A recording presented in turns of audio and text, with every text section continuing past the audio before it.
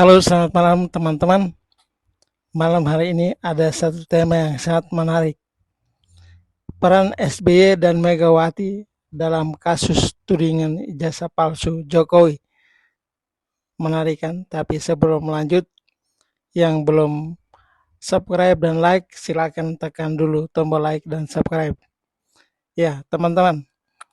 Kasus tudingan ijazah palsu Presiden ke-7 Bapak Joko Widodo terus bergulir dan sinyalemen banyak kalangan mengenai keterlibatan partai politik, bahkan tokoh-tokoh politik atau pimpinan partai politik tertentu itu semakin hari semakin jelas dan semakin santer dibicarakan di kalangan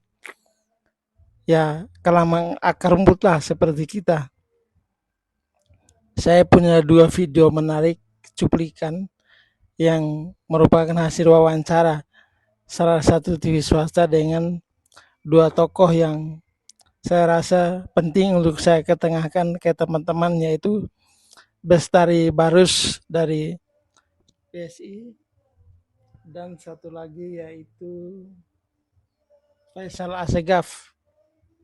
Faisal Assegaf ini wawancara di salah satu TV swasta beberapa hari lalu. Dan teman-teman, saya coba putarkan untuk kita semua video yang pertama. Apa agenda politiknya dan apa kemudian siapa pula tokoh besarnya yang Bestari ketahui? Ya sangat sederhana, seperti yang disampaikan oleh Pak Jokowi, patron kami di PSI, bahwa adanya keinginan ini sangat erat kaitannya dengan kekuasaan, gitu loh. Ya, tapi jangan dulu dianggap bahwa ini semuanya, wahai masyarakat, ini nggak tujuannya ke Pak Roy Suryo CS loh.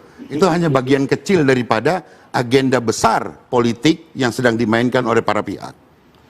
Yang ingin kemudian melihat bahwa Pak Jokowi dan Pak Prabowo ini bisa dipecah. Ya, bisa dipecah, kemudian kemenangan 58% itu bisa terbelah dua. Yang memudahkan bagi orang-orang yang sangat menginginkan kembalinya kekuasaan itu untuk bisa menang pada 2029. Itu gampang betul ngebacanya. Orang-orang yang menginginkan kembalinya kekuasaan itu pada tahun 2029. Artinya orang yang pernah punya kekuasaan sebelumnya. Apakah demikian Pak Bonatua dapat informasinya sebelum kita bicara soal persidangan kemarin? Ya, jadi kata orang-orang berarti bukan hanya satu partai politik, tetapi lebih dari satu partai politik. Dan ya seperti selama ini sudah diprediksi oleh banyak kalangan, partai merah dan partai biru itu terlibat. Jadi teman-teman, untuk mengalahkan Prabowo itu tidak mudah dengan pencapaian 58% suara pada pemilu kali lalu. Sehingga kalau mau masuk pemilu 2029 itu harus dipersiapkan dari sekarang ini. Oleh karena itu, maka segala upaya harus dilakukan, harus dimainkan supaya suara Pak Jokowi itu, suara Pak Prabowo itu bisa pecah dari 58 kemudian bisa turunlah di bawah 50%. Itu target yang mau dicapai. Maka tidak heran kalau kemudian dalam hal ini Demokrat dan PDIP mau bermain dari sekarang. Saya berani mengatakan ini karena ada politikus yang bicara langsung soal ini. Dan setelah ini saya putarkan satu video lagi untuk teman-teman. Ini buktinya yang menyebut langsung nama SBY dan Megawati. Kita dengar secara bersama-sama ya teman-teman. Ada operasi politik yang bermain di balik isu ijazah palsu. Dan saya terlibat langsung dengan para aktor-aktor itu secara dekat dan punya banyak bukti. Makan masih malu-malu mau disebut namanya. Kalau maksud Pak Jokowi itu Pak SBY sama Mega. Kalau diletakkan pada kerangka perdebatan soal kearsipan. Jadi apakah Mega terlibat, apakah SBY terlibat dalam konteks kearsipan negara, mereka terlibat. Apa yang membuat sejauh mana keterlibatan itu punya kebutuhan untuk menggoreng? Ya juga jauh menggoreng. Ibu Mega kan banyak menyindir. Pak SBY juga banyak bermain politik lempar batu sembunyi tangan. Di satu sisi anak buahnya komporin, bongkar ijazah palsu, tapi di sisi lain Gibran dengan Pak SBY itu mesra dalam rangka meloloskan AHY masuk kabinet. Jadi memang ini anomali. Tapi kalau bicara soal Jokowi mengatakan ada aktor besar terlibat, tidak usah Jokowi lah. Jokowi baru saja itu. Kalau saya mengatakan orang yang bertanggung jawab terhadap kegaduhan ijazah palsu itu dalam konteks mantan presiden. Karena pada saat Presiden Jokowi mencalonkan itu SBY. Dalam konteks keterwakilan partai politik itu Ibu Megawati. Kalau kawan-kawan ini bisa ketemu Ibu Megawati, minta arsip, jasa fotokopi, lalu disinkronkan dengan milik Pak Jokowi, ini semua selesai. Tapi Ibu Megawati menutup pintu. Padahal yang menggunakan ijazah Pak Jokowi itu Ibu Megawati. Kenapa dia menutup pintu? Karena dia ingin menggoreng satu dendam politik berkelanjutan yang sama dengan kasus Senturi. Dulu kasus Senturi begitu juga kan. Ibu Megawati pada saat itu oposisi, itu menggoreng di ruang publik, minta untuk dituntaskan. Sampai ke DPR. Kasus itu kemudian di DPR, lalu dibawa ke pengadilan. Tapi dalam kasus ijazah palsu, Ibu Megawati dan PDIP itu mengambil arsip di tangan mereka secara misteri, dan kemudian mengirim Eros Jarot, kawan-kawan PDIP untuk mengipas di lapangan.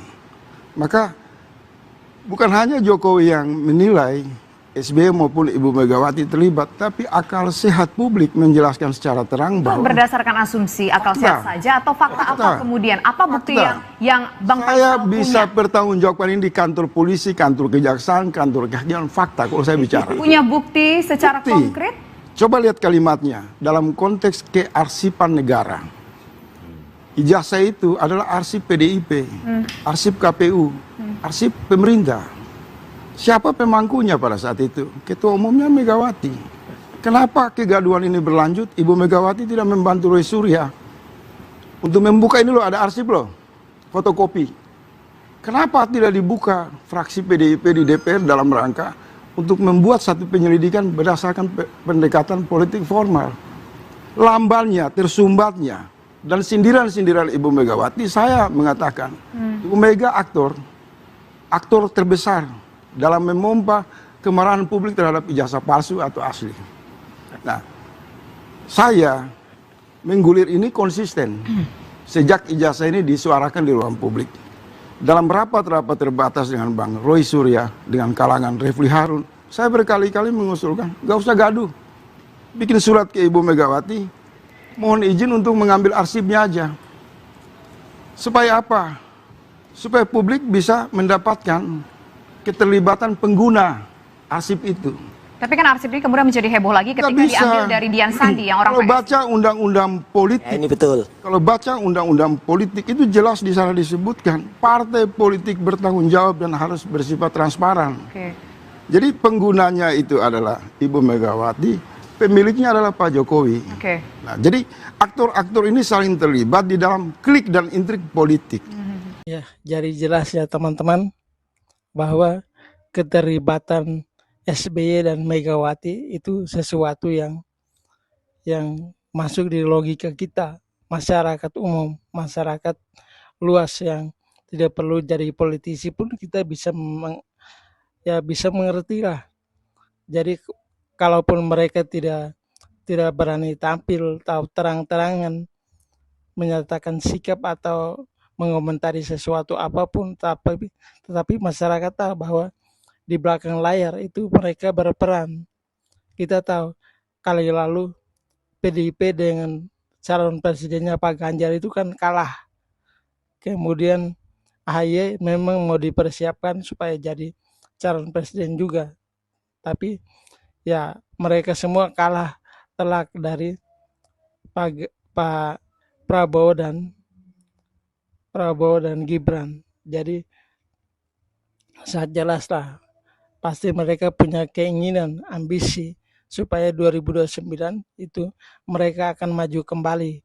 Maka tidak heran kalau dari sekarang itu strategi itu harus dimainkan, harus digaungkan Jadi kemudian kenapa PDIP diam saja? Kan PDIP kan berapa kali calonkan Pak Jokowi, mulai dari wali kota Solo, kemudian gubernur DKI, sama presiden 2 kali. Itu punya datanya. Sebenarnya gampang saja seperti tadi dikatakan oleh Pak Faisal Assegaf itu. Roy Suryo tinggal minta file dari PDIP, beres. Masalahnya Megawati tidak mau memberikan itu supaya kasus ini tetap bergulir, mengambil manfaat. PDIP mengambil manfaat dari Demokrat yang memainkan peran ini lewat kader-kadernya atau mantan-mantan kader seperti Roy Suryo. Jadi sudah jelas lah, teman-teman tidak usah ragu. Era demokrasi kita bebas untuk bersuara. Sejauh kita tidak menduduh, tetapi politisi itu bicara di TV, ya kita hanya mengulang saja, hanya mau merimain saja ke masyarakat umum supaya juga masyarakat juga tahu bahwa demikianlah yang dirasakan, yang dipikirkan oleh rakyat saat ini. Jadi teman-teman, saya tidak berpanjang lebar, saya hanya mau mengemukakan fakta itu bahwa tidak ada sesuatu yang terjadi tiba-tiba seperti angin ribut tiba-tiba datang, tidak mungkin. Pasti ada pemicunya. Jadi pemicunya apalagi kalau bukan maksud politik, tujuan politik. Maka teman-teman, saya mau cukupkan video malam hari ini sampai di sini dulu. Jadi terima kasih banyak yang sudah menonton dan sudah berkomentar. Silakan jangan lupa tekan tombol like dan subscribe biar channel saya berkembang. Terima kasih dan selamat malam.